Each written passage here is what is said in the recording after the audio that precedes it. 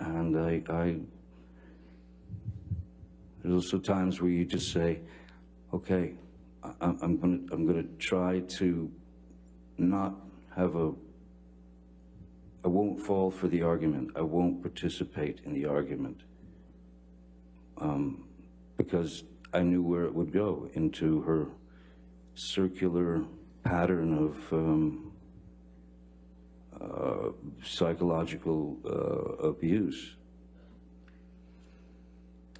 Mr. Depp, what do you mean when you use the term blackout in this text message? Blackout.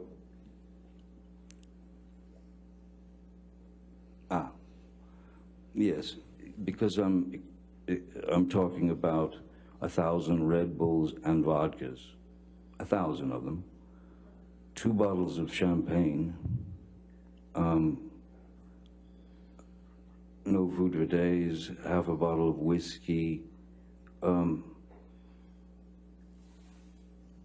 Those things, had that been all absolutely true, would have not only caused a blackout, but it would have caused a severe alcohol poisoning, overdose. I would have had to have gone immediately.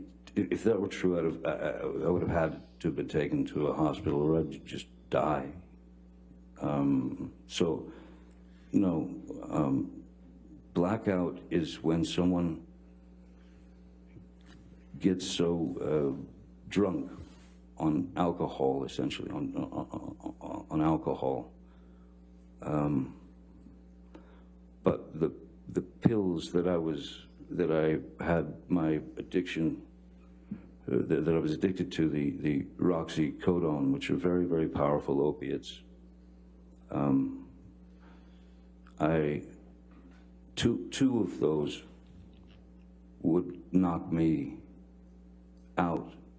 That is to say, so there's blackout, which is, you can be, a person could be wide awake and wreaking havoc, or having a giggle in a blackout and never remember it. But when you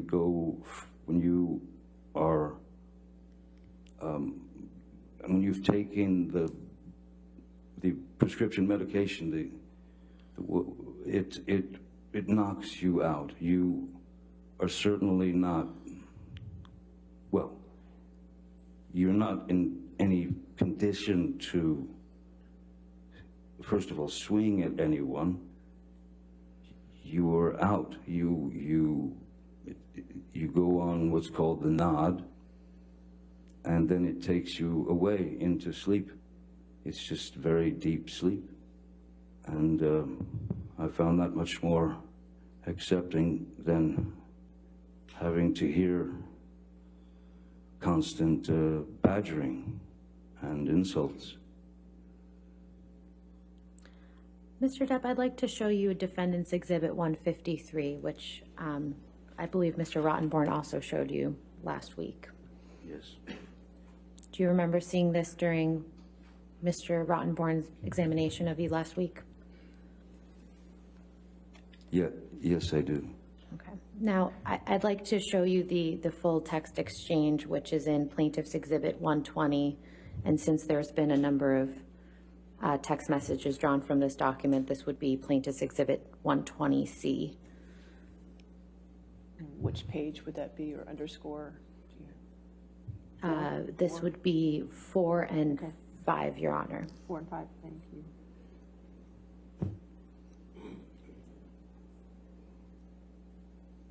Mr. Depp, do you recognize these text messages? Yes, I do. Your Honor, I'd move Plaintiff's 120C into evidence and ask that it be published to the jury. All right, 120C in evidence, publish. Mr. Depp, who are you communicating with in these text messages? In fact, though it says Marino, these are texts between my ex, that is to say, the Vanessa Paradis, the mother of my children, and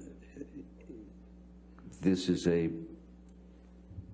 again, abstract humor that we're conveying back and forth to one another. This was all, it was a joke. It certainly wasn't about Miss Heard. We didn't speak of her much together. Do you recall what you were talking about? I don't recall who it was. I don't recall who it was, but it was someone who had, for some reason, I think it was,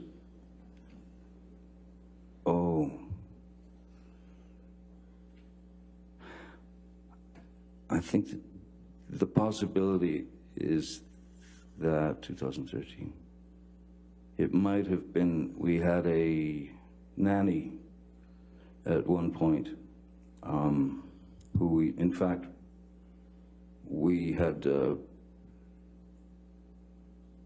we found her, she was caught stealing, even from my, at the time, my, maybe 10, 11-year-old boy, Jack, who was bright enough, because he knew it, he was bright enough, he had a $5 bill that he wadded up and put on his desk in his bedroom, and when he came home from school... Your Honor, I'm just going to object on relevance. The question was, who was this about? Yeah, we can move on. Okay. Okay. Mr. Depp, I'd also like to show you Defendant's Exhibit 143, which I believe Mr. Rottenborn also showed you last week. Do you remember seeing this email exchange?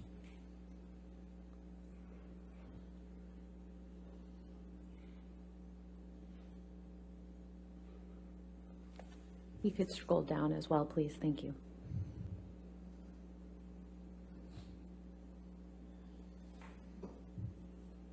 Oh, yes, yes, yes. Who are you exchanging these emails with? Stephen Duders, who was at the time was my assistant. And what are you and Mr. Duders discussing here?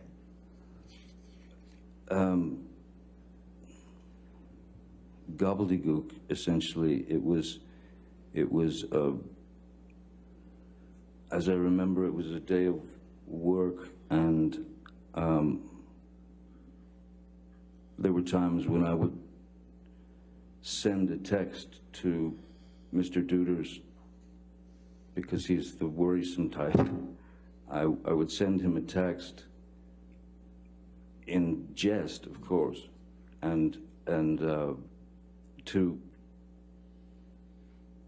to get a rise out of him, to get some reaction out of him. So, you know, I would tell him things like, you know, I woke up and I'm bleeding profusely from the inside of my ear. Is that normal? You know, it would be things like that. So this is exactly the same kind of thing. I think we were even referencing The Hangover, the film The Hangover, in part of this, about the Mike Tyson and sort of bizarre circus that I was telling him that I had in my room, and that there was blood everywhere. It was a joke to just sort of throw him off, worry him, and make. Ultimately, it was a joke, and we were laughing about it. Mr. Depp, what, if any, portion of this email exchange is literally true?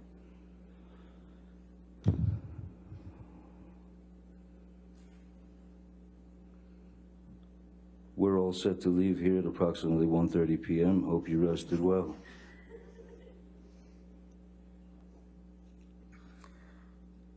Mr. Depp, I'd like to talk to you about some text messages that Mr. Rottenborn showed you where you refer to the monster, and this is in the context of in conversations with that don't include Ms. Heard. Do you remember seeing some of those communications? Yes. Okay. First, I'd like to show you Defendant's Exhibit 427, please, which is a text message from you to Jerry Judge.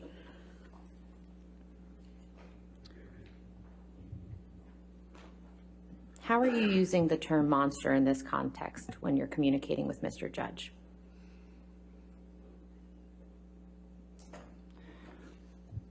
The monster could essentially, the monster could, it could be two separate things. The monster in her eyes was my, Objection as to what the monster was in Ms. Heard's eyes, Your Honor. All right. I'll just state as to her eyes if you want to. Okay. Yes. Rephrase. the monster was defined by Ms. Heard as this out of control Same objection, thing. Your Honor. What Ms. Heard's view of the monster was is not for this witness to say. Mr. Depp, how do you know how Ms. Heard defined the word monster? She said the words to me. And what words did she say with respect to the term monster? It was her go-to phrase, and it was the go-to phrase for me being, again, you know, as has been embellished and elaborated, the drug use or the drink or the whatever, but the monster was, for me, and again, you start to think about these things and you put it in your own head, what the real context is. The monster was sobriety. The monster was trying to be sober because I was plagued by these requests to stop drinking. But the monster could also be if a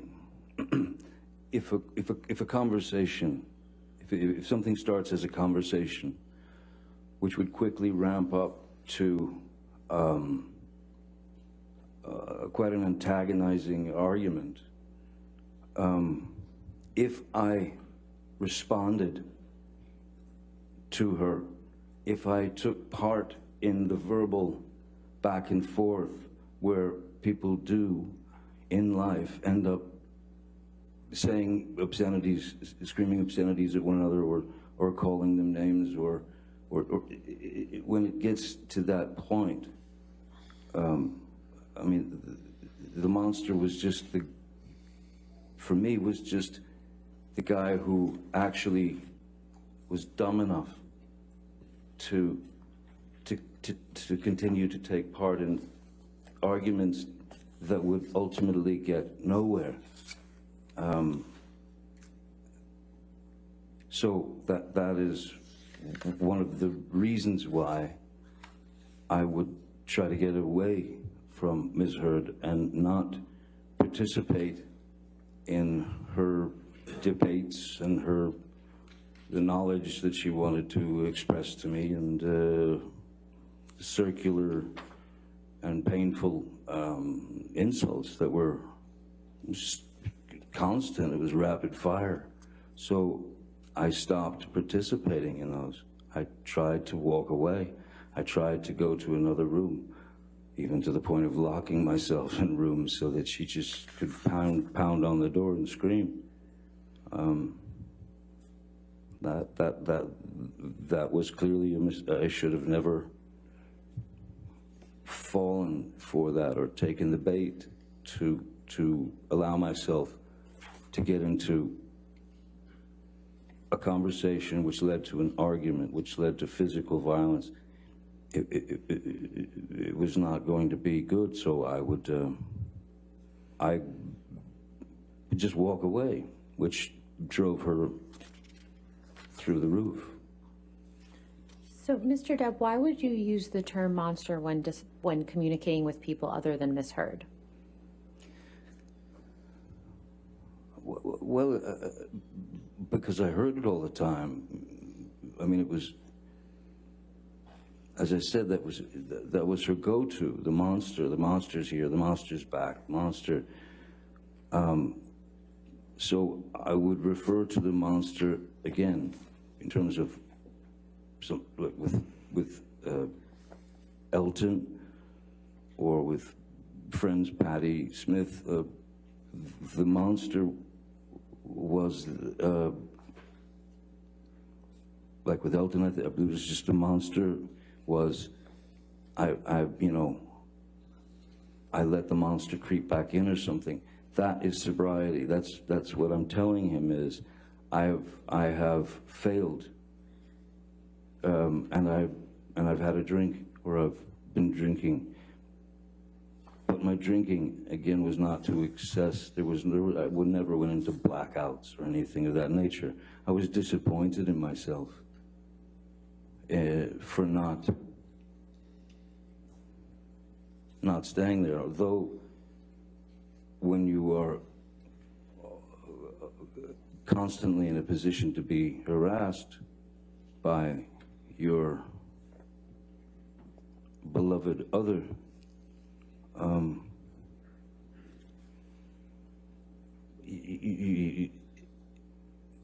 what else could I do?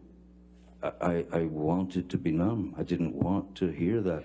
I didn't want to feel that, especially from one who had professed such love for me, but gave me mostly hatred.